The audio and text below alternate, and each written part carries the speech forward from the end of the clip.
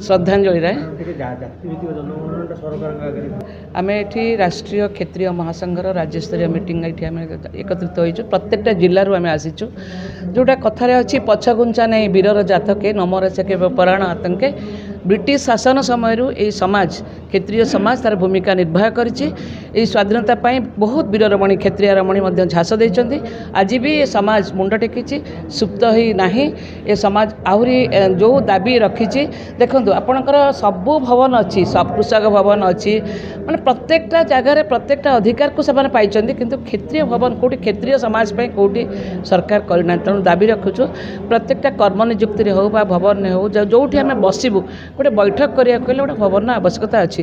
ए सबु क्षेत्र पाई आम सरकार निवेदन करुछु आमको किछि प्रतिशत आमको दियंतु। आम पिला माने जो युवपीढ़ी मैंने अच्छा आम सरकार शुणे बोली मोर विश्वास।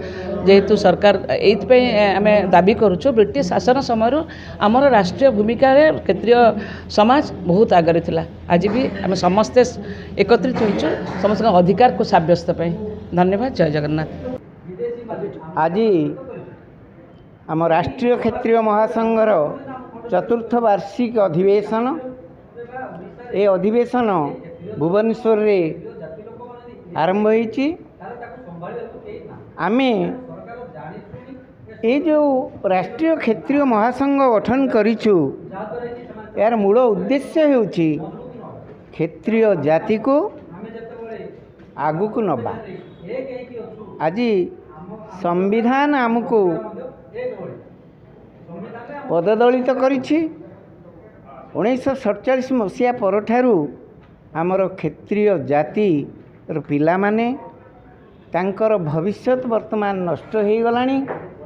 से माने कौनसी क्षेत्र में कौनसी प्रकार सुविधा सुजोग पाउ नाहंती।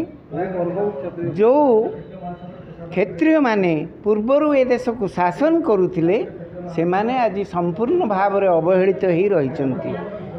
एई उत्कल दिने उठिथिला भारते सरगर सुख सिरी लभिथिला मरते। एई महानदी पानी गाउथिला जयबाणी पाराबार संगते ताल देई चिलिका उन्मादे नाचुथिला ढेउ मेलु मेलिका। किंतु आज सेई उत्कलर संतान सेई उत्कलर क्षेत्रीय संतान आज असहाय दादन खटिया पाई से अन्य राज्य को जाउची। निज राज्य रे रोजगार करिया पाई तार कोनोसी संबल नाही किंबा ताकू कोनोसी सुजोग मध्य मिलु नाही। तेणु से पिला मानकू किभली भाव में आगु को नबा पाई हबो एवं तांकर अधिकार प्रति हमको सचेतन करेबा पाई हबो।